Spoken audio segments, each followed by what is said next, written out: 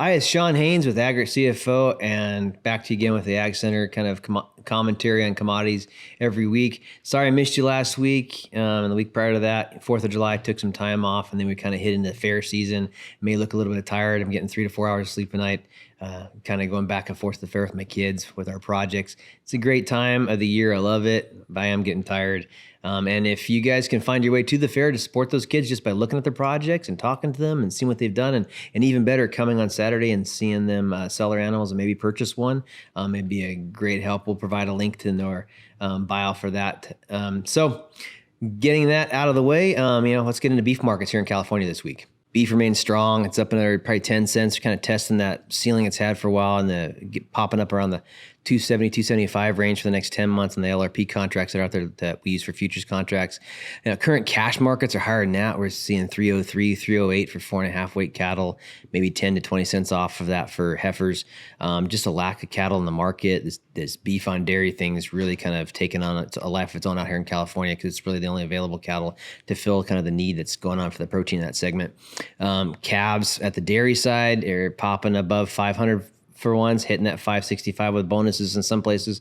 You're kind of getting to the point where those calves are just swallowing up all the profit at the end as far as prices are now. So either prices are going to move up or these guys are going to lose a little bit of money in these cattle.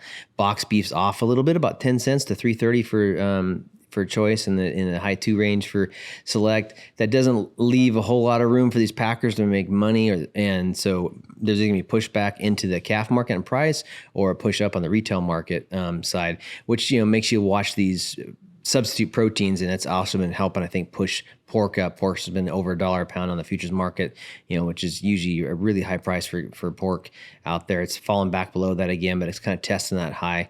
Poultry's come off quite a bit from last year, but it's picking up again. So I think this beef thing's picking up all the protein markets.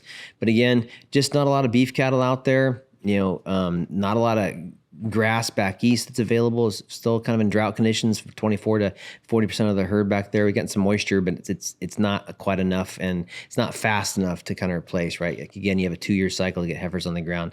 So that's putting pressure again on these pairs. And cattle to get on the grass that we do have out here. Pair prices have been $1,500 to $3,050 per pair. And then bred cows are in the high 2,000 range, which is historically high again as well. So ready market for cattle looks like 2 to 4 years long range. It's going to look pretty good.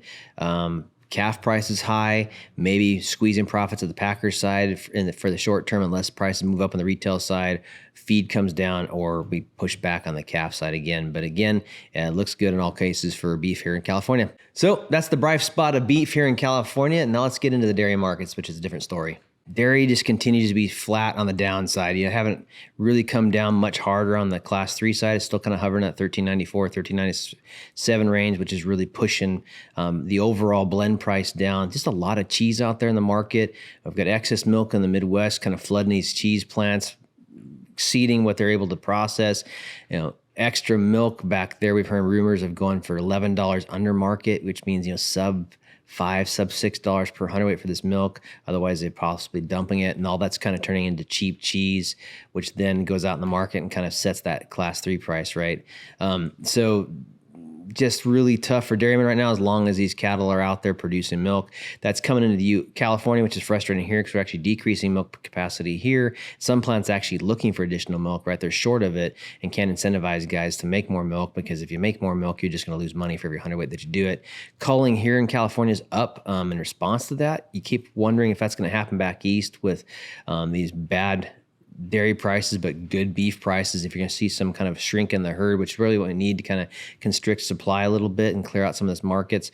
Another spot that's a little concerning, it hasn't really dropped class 4 yet, but it's just like the strongest inventory growth in butter for quite a while. I think a 10 to 12 month cycle kind of reported in the last cold storage report. It's putting some downward pressure on the butter side, which has really been holding the market up from having a catastrophe. So, if you're looking at 1397 class 3, you look at spot prices for commodities, your cash price is about 1357, so you still have about 40 to 50 cent move down in the class 3 potentially, which is going to translate to another 20 cents decrease in blend price here. So all of, again, it's just pushing down. So we're looking at 1605 so far, $16 milk for July. milk coming out there, maybe mid 16s up to about mid 17s for the next 5 to 6 months. So well under profitability levels for guys. Most guys are sitting at $18.50 at the very best to $21, $22 at the very worst for cost of production. Dairy cattle still remain high in value, and cull cows are running from 95 cents to $1.10 per pound, depending on quality.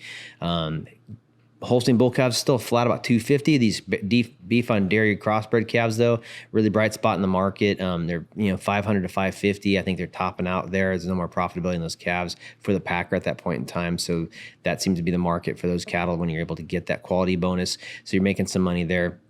Feed costs have come down a little bit. Guys are buying hand to mouth. It's kind of backing up supply a little bit, especially in the hay side, making guys worry. So they've been dropping the price. You've got forages down into the forage hay's down in the 130 to 150 range per ton. Silage is off last year. Again, it's in the ground. Most of the contracts I've seen of $55 to $62 per ton in South Market, and $45 to $55 per ton in the Field North Market. Crop looks good. And then almond hulls, new crop, kept testing that 140 level, coming underneath that a little bit. Subjective estimate comes out this week in the almonds. So if that's a smaller crop, maybe put some additional pressure on those prices to pop up. We'll see. Corn came off after the USDA planting report, showing quite a few less corn acres than they expected.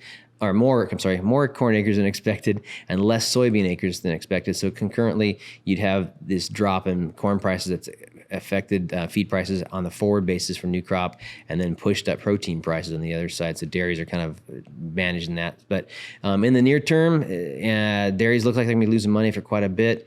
Not a lot of relief in sight for the next 4 to 5 months until some of this cheese inventory gets cleared out, and then this cattle herd and production of milk shrinks back up. So that's a tough story for dairy again here in California. Let's give you a quick update on crop progress here in the Central Valley. Hay crops looking pretty good. Conditions for growing been really nice. We're actually seeing some test hay come off these fields on later cuttings, which is kind of giving some more test hay available for these dairies, and bringing down the price on that a little bit. A few dollars to $305 to $360 per ton. Forage hay still remain light. Guys are kind of eating hand to mouth from the major users, which are the dairies here in the valley. Anywhere from $130 to $170 for wheat, oat, and forage crops per ton. Guys just eating hand to mouth. Dairy price is bad. It's putting pressure on their ability to fund large purchases, and they're kind of just taking what they need in some cases. Strawberries still about 30% behind. It's making me, especially late in the season, where July's peak picking season, still 30% behind what was last year's production was. It kind of makes me feel that we lost some acres to that all the bad weather in the winter, and they're not going to come back, and that's been kind of holding the prices up in that $11 for conventional, $16 for organic range for trays, and I think that's how we're going to finish out the year. Cherries crop was really large crop, didn't always size consistently, and there were some splitting issues because of rain and things like that. And as a consequence, prices started out really good at the $40 range at the beginning of the season, and then it kind of came down toward break even around $20 and $25 per box toward the end. Kind of season's over. Looking at cotton's kind of been flowing between 79 and 81 cents. It tends to be flat. Acres here in California are down, but profitability per acre is going to be way down. Cotton's off its high of say $1.20 on the futures market last year, same time versus this year. So it's about 30% off. So we'll have to see where that goes. Tomatoes, crop conditions are good. Canopy looks good. Plants look really healthy. Just haven't got a lot of degree days yet to kind of set that fruit and get those flowers to open up and get pollinated. That's making me and a lot of other guys worry about that crop harvest time getting pushed forward and getting past the point where we have insurance or full insurance we paid for. Up north, maybe being as far as first week or two of October. So that's a little bit late. Otherwise, price is good. Price looks to be good again next year with Ukraine and China having issues getting their own crops in on the tomato side.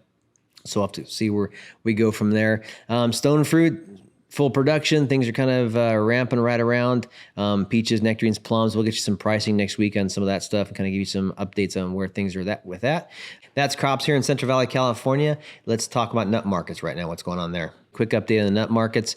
Almonds kind of still flat at that $2 range for in-shell nonpareils, maybe slightly below that for meats, way down below that to 125, 145 for the other types of meats. Everybody's waiting to see what the subjective estimate's going to say this week on Wednesday, probably Thursday by the time you get the full results out and people see what's going to happen between the position report with the almond board and this objective estimate with the USDA. A lot of guys are wondering if that crop's smaller than what was shown. We got kind of a current carry-in of about 750 million pounds. It's putting some pressure on the markets. A lot of guys would rather see a 500 million pound carry-in. If we got a crop estimate that was 250, 300 million pounds less, that would kind of make up the gap on that, maybe put some upward pressure on prices. If we get a crop estimate that comes in at the 2.5 mark, it's going to put some downward pressure on prices, or at least hold them flat. So I've been advising a lot of the folks I talk to that if we get a downward adjustment in that estimate and the price pops up at 225, 205, 215 range, it might be a good time to just go ahead and sell my current crop and make sure I make a profit before any more volatility shows up. Walnuts still bad. A lot of production coming out of China. Chile's marketing most of their stuff off, but prices are well below profitability. You know, hearing some horror stories this year of everything going from 8 cents to 16 cents a pound for the non-Howard and Chandler varieties. But it's really hard to make money on those trees. I'm seeing a lot of trees getting pulled out. We should be able to get a crop estimate coming out in the next 30 days or so from the USDA to see what our crops are going to be. But, you know, we're looking at 3% down. China's looking to be full production from last year. Just really don't see any bright spots as far as getting product off the market and cleared out. There's a lot of carry-in. So it's really going to take a removal of trees from someplace, either here or someplace else, to kind of get things back in balance again. Pistachios, not a lot to report. Please go ahead and click on our link in the Ag Center news section. We've got a full pistachio report, kind of giving you an update on where the pistachio industry is at, how it's growing, what prices have been, water have been. Great report by Mike Arlari, one of our affiliates. So if you want to just get that, it's free content, and grab it when you'd like.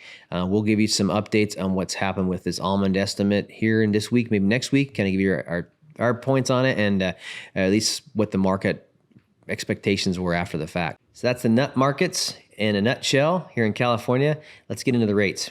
Rates continue to creep up a little bit, probably up to 0.1 to 0.3%, depending on what your credit quality is.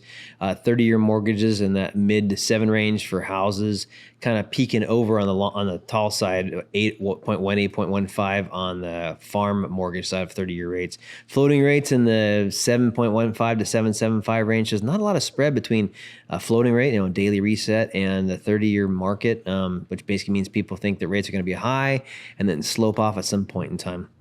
Advising most of my folks, when we're looking at a fix, there's not a whole lot of benefit in doing it. So do I think markets are going to go at 10, 12%? No. Do I think they have more of a likelihood to fall back down into 5, 6, 7% range? Yes. So most of the folks that are taking debt are using their more on the variable side or the short-term fixed rate side. It's putting some compressions on banks, though, which is making me worried about credit quality that they've got and their ability to kind of withstand some of that. But we'll see. FOMC meets pretty quick here to look at the July reports. This week will be the monthly inflation report coming back from the government. If that core inflation, not the CPI, but the core inflation remains sticky, we've already heard in the minutes that the FOMC is going to go ahead and raise rates again by a quarter here in July. You're kind of seeing that in the market already. The market's already pricing some of that in with some quarter point rises or more. And then the FOMC has also talked about maybe another quarter point rise later in the year if that inflation number stays sticky. So a lot of us are kind of wondering what that means. Between the jobs report being high and the inflation being high, it's really making the FOMC kind of continue to tighten the money supply.